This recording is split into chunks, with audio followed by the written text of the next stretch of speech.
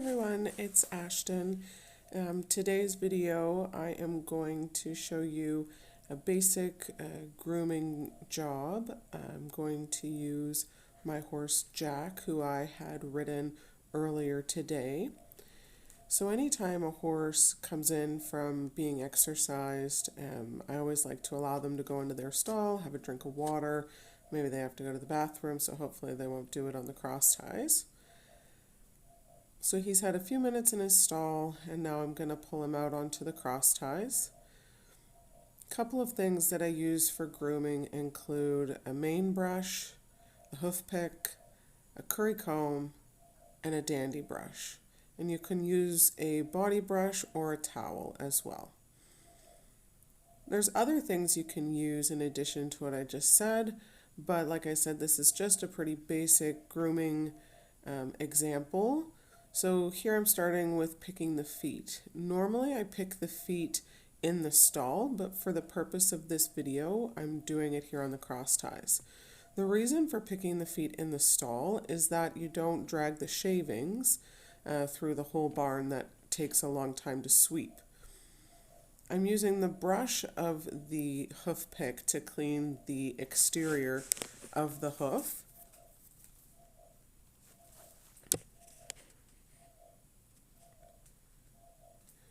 So in winter, the horses are going to have some pretty different shoes. You'll get to know that. So they've got snow pads, which are like a ring around the shoe, and they've got corks to help them with traction. So the snow pads help so that the snow doesn't ball up in their feet, and then the corks are for traction. So I go ahead and I do this to all of the 4 feet. I pick the feet out, and then I brush around the hoof.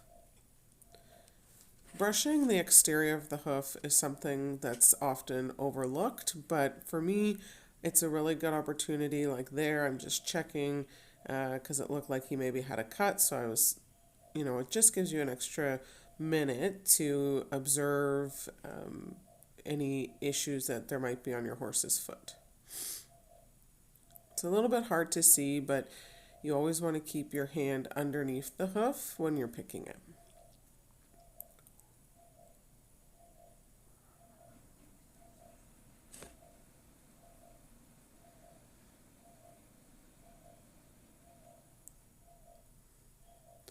You can see as I walk past him, I often put my hand on the cross ties. That's so that I'm not always reaching out to his face. As you can see, Jack's a little bit, he likes to be in your space with his face. He was gelded late, so he was a stallion until last year. And that's just kind of a habit that he picked up. So I touch the cross tie rather than touching his face and risk getting my fingers bit or something like that. So I always use a mane brush. It's really important to use a mane brush and to brush the horse's manes. I know that in the school that we don't encourage brushing the tails, and I believe that's great, but we should always be brushing the manes and the forelock. Sometimes they get burrs in the mane and the forelock. Sometimes they can have cuts and things underneath their mane, so it's a really good thing to always do.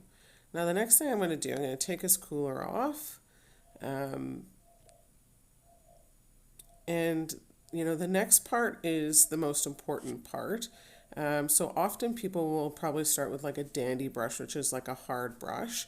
I like to start with the curry comb. Jack's clipped, and like I said, this is after his ride, so he's already been groomed once, so he's not caked in mud or anything like that. But even still, the curry comb is always my first go-to.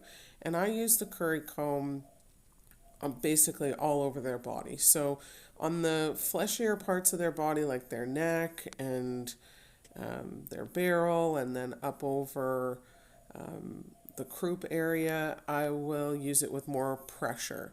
When I'm doing his legs and the more sensitive areas like his face, I'll put less pressure. But you can see I'm using it kind of circular motions, but also back and forth motions. And I'm pressing hard enough. You can see him kind of dancing around a little bit. He's trying to get me to scratch the areas that he likes.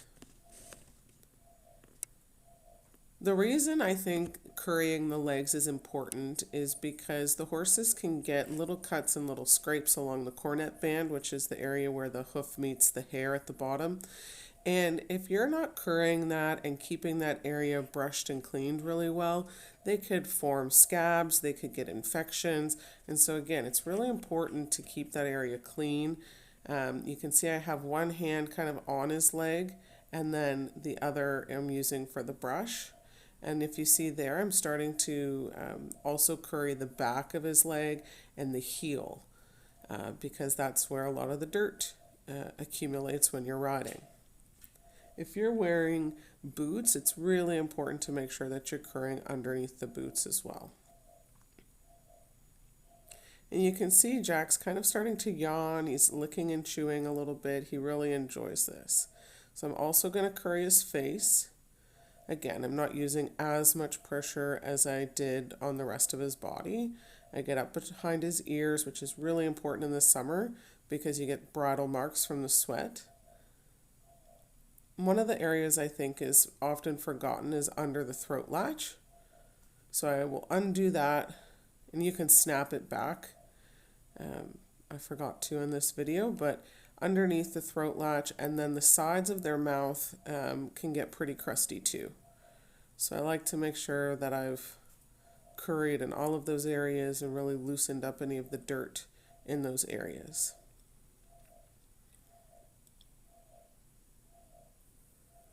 So again, I'm holding, his halter, the cross tie, to help keep keep him steady in the place I want.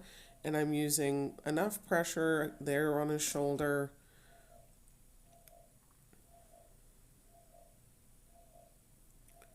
And I keep a hand on him so I can kind of feel if he's going to move as I'm brushing him. Important to get under their bellies, the girth area, the saddle area. The curry is important because it helps to break up sweat and dirt, but it's also really good because it stimulates the muscles and it warms the muscles up. So not only is brushing good for your horse's coat and skin, it's actually really good for their muscles as well. It's like a little bit of a massage before and after you ride. You can see Jack is enjoying it. And if you've ever seen Jack, he's got quite a beautiful coat, and I think that is mostly in part to the fact that I prioritize grooming every day. Brushing is probably my most favorite thing to do with a horse. Pretty close to riding. I like spending the time with them. I like taking care of them, and this is the most important part. So this video I think ends up being like 16 minutes, 20 minutes long, and then I've edited some snippets out. So you should be spending, after you've taken your tack off or after you've cleaned your tack, you should be spending a minimum of 20 minutes grooming your horse. And you're going to see that the majority of the time that I spend grooming is done with a curry comb. So here I get the dandy brush, which is the longer brush, and I run it across the curry comb.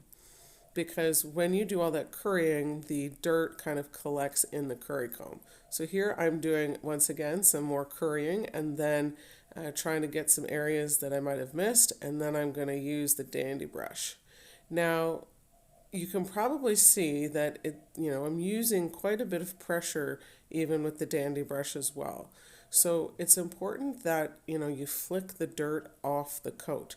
It's not just running the brush over their hair. That doesn't really remove the dirt. So it's really in the flick of the wrist.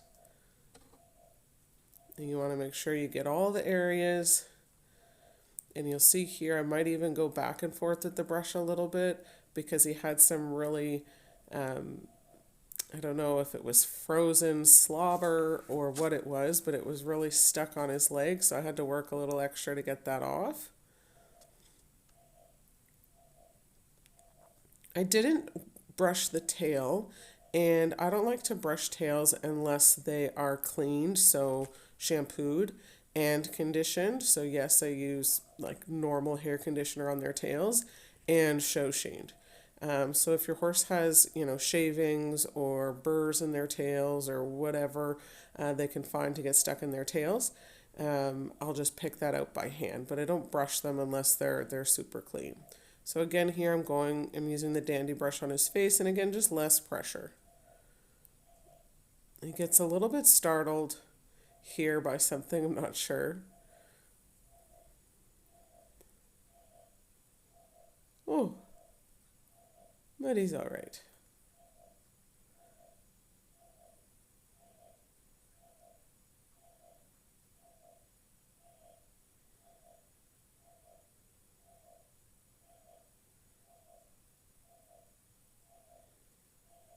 There's a saying that if you show me your horse, I'll know what kind of person you are.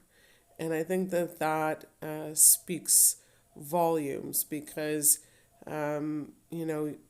hopefully if you guys ever see Jack in the stable, you can identify, wow, that horse is really well cared for. And I think that speaks to what's important to me, and grooming is definitely a top priority, and proper care of horses is top priority. But he's also really enjoying this. If you can see him, he's yawning, he's stretching, he's,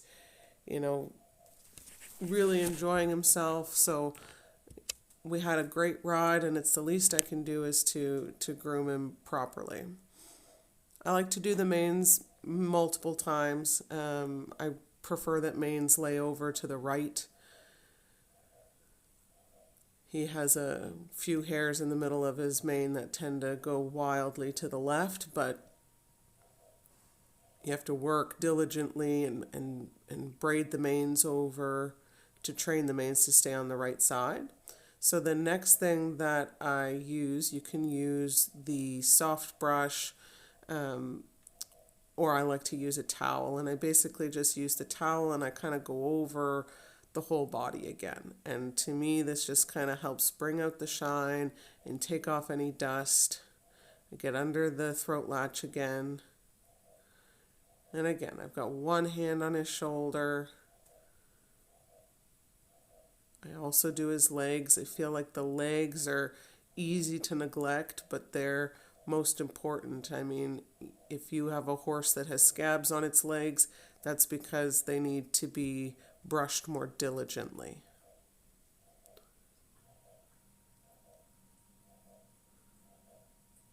If you want a horse that's sound to ride and feels good and healthy, it starts with a lot of the grooming. Yeah, he quite likes having his forehead brushed.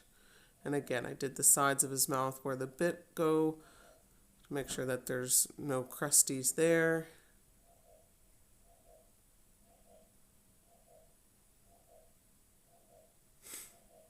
He's quite expressive about his brushing.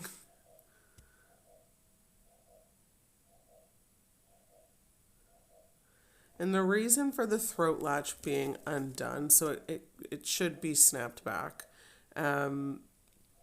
is so that if your horse was to get spooked by something on the cross ties and, really pull back, that they could just slip out of the halter rather than get stuck. The next thing that I'm going to do is the blanket. The thing about blanketing that you want to think about is you want the horse to wear it as a cape as long as possible. So whether you're putting the blanket on or taking the blanket off, when you put it on, the chest buckles are the first ones you do up, and when you're taking it off, those are the last ones you undo. Many people kind of do it backwards when they're taking it off, and they start in the front, but that means if the horse was to get loose and run, the belly straps would still be undone, and the blanket could slide. So there I'm crossing the belly straps. The leg straps don't cross. They stay on the same side. However, you do loop your second leg strap through the first one. And the blanket belly straps cross front to back. Great. So that is it for kind of a little bit of a basic grooming session. I'll take him back into his stall now, always using a lead rope. The next thing that's really important is to clean your area. So I go back and I sweep up the area. And you always want to, even if you're using, the stalls to tack up, clean the area in front of your stall. Did you, bring shavings out? The barn staff work really hard. It's really hard to keep the barn clean. And, anything that we can do to make their job easier, we should always be looking to do that. So sweeping in front of the stalls, making sure we pick the horse's feet out before we leave the stalls. If you've ever swept the barn aisle, you know how heartbreaking it is if you finish sweeping and then a horse leaves the stall and shavings trail all the way down the aisle. So you always sweep up after yourself, specifically if you're in the grooming stall or the wash rack.